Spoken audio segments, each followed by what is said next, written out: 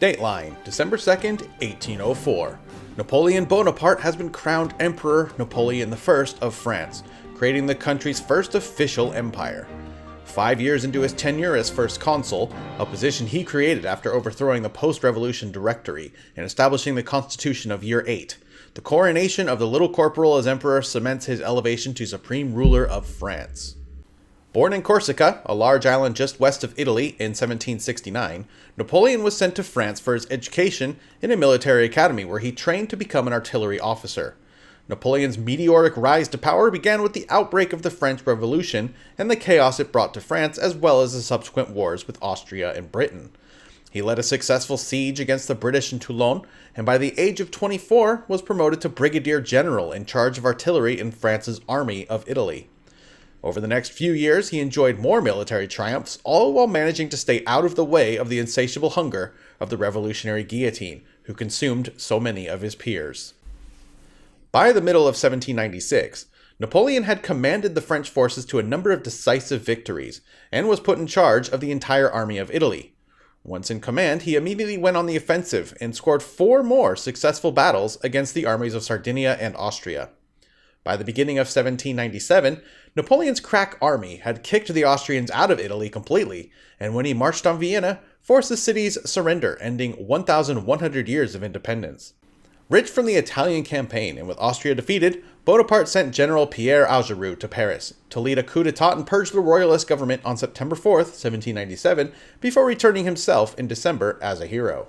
We'll take you now to the Baron, our resident expert on all things Napoleon. Hello, I'm Baron von Bathory, but you may call me the Baron. I know everything there is to know about His Imperial Majesty, Napoleon Bonaparte.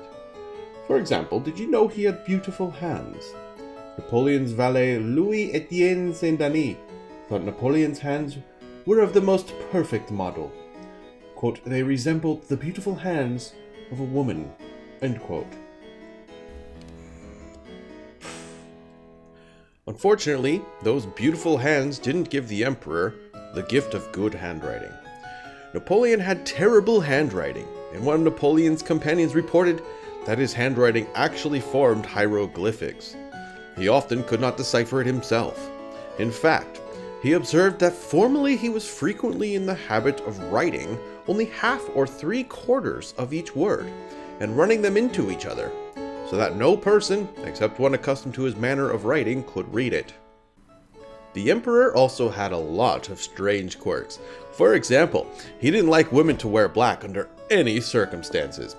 One of his officials remembered that when his wife presented himself in mourning clothes at dinner, Napoleon, quote, became somber and did not cheer up for a moment while she remained at the table. Later, one of his generals assured the official that the emperor had to make great effort to remain for an hour beside a woman in black. However, he ironically loved black licorice, so much so that his teeth were discolored from the constant supply he kept in his waistcoat pocket. He also only drank licorice-flavored water. Ugh.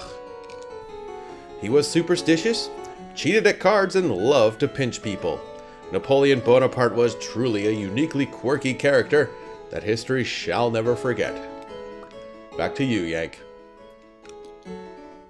After scrapping plans to invade Britain, Napoleon took his army to Egypt in an attempt to increase French power in the Middle East. He spent the next 2 years in Egypt and Syria in a protracted tug-of-war that ultimately resulted in little gains for France.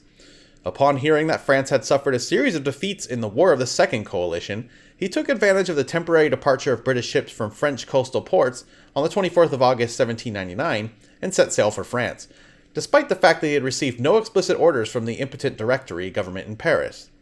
He drew together an alliance with a number of important governmental officials, and they overthrew the Directory by coup d'etat on the 9th of November, 1799, closing down the Council of 500 and electing Napoleon first consul for 10 years, essentially making him a dictator and the most powerful man in France. As first consul, Bonaparte enjoyed more military triumphs, and after a decade of constant warfare, France and Britain signed the Treaty of Amiens in March 1802, bringing the War of the Second Coalition to an end.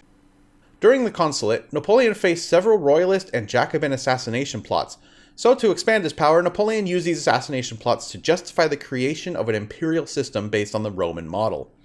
Launching yet another referendum, Napoleon was elected as Emperor of the French by a tally exceeding 99%.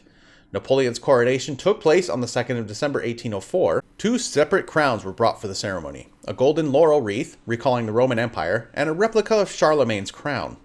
Napoleon entered the ceremony wearing the laurel wreath and kept it on his head throughout the proceedings.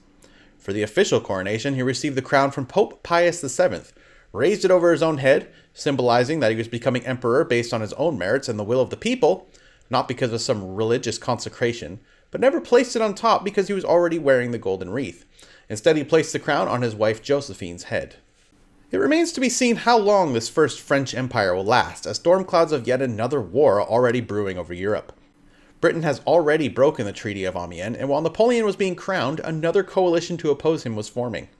One of the greatest historical figures of all time has risen to the greatest rank humanity has yet created from the ashes of the French Revolution, but the world is already plotting his downfall. Thank you for watching.